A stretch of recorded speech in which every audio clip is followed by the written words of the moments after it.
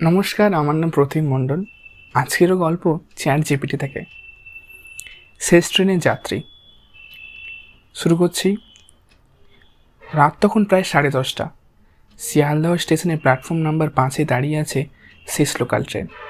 Train whistle দিচ্ছে, প্ল্যাটফর্মের কোলাহল বাড়ছে, ইঞ্জিনের ধোঁয়া ধীরে ধীরে মিলিয়ে যাচ্ছে অন্ধকারের মাঝে। প্ল্যাটফর্মে দাঁড়িয়ে আছে এক যুবক, নাম অর্ক। হাতে পুরানো চামড়ার ব্যাগ, চোখে একরাশ ক্লান্তি। কলকাতার ব্যস্ত অফিস জীবন থেকে মুক্তি পেয়ে আজকে ফিরছে তার গ্রামের বাড়িতে। অর্ক নিজের মনে মনে ভাবছে, মাত্র আর 2 ঘন্টা, তারপর বাড়ি। মা তো বড্ড খুশি হবে আজ। ট্রেন হুইসেল দিচ্ছে এবং ধীরে গতিতে ট্রেন চলছে।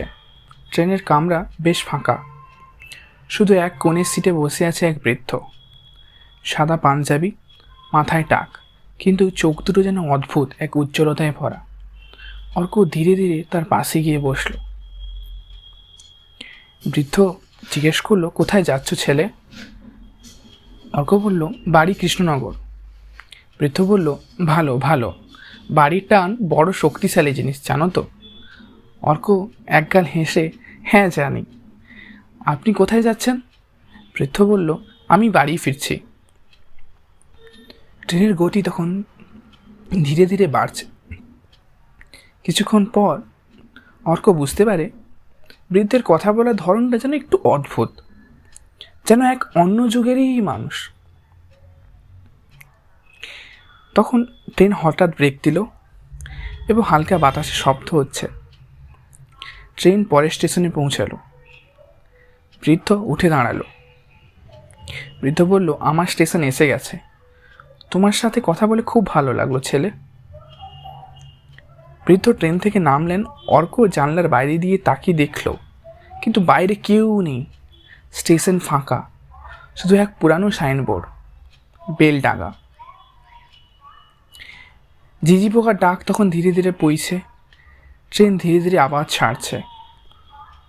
অর্ক একটু হতভম্ব। কয়েক সেকেন্ড আগে যেন বৃদ্ধ তার পাশে এসে গল্প করছিল। তিনি কোথায় গেলেন? কৌতূহলী হয়ে পাশের এক সহযাত্রীর দিকে তাকালো সে। অর্ক বলল, দাদা, এখানে এক বৃদ্ধ ছিলেন, সাদা পাঞ্জাবি পরা, উনি কোথায় গেলেন? সহযাত্রী অবাক হয়ে বলল, বৃদ্ধ? এই কামরায় তো শুরু থেকেই আমি আর তুমিই ছিলে। ট্রেন তখন দ্রুতগামী আওয়াজ নিয়ে বয়ে চলেছে। অর্কের শরীরে শীতল স্রোত বয়ে গেল।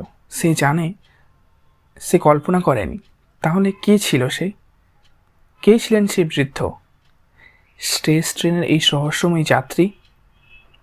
ট্রেন হুইসেল দিতে থাকলো। ধীরে ধীরে তার আওয়াজ বাতাসে মিলিয়ে গেল। ধন্যবাদ।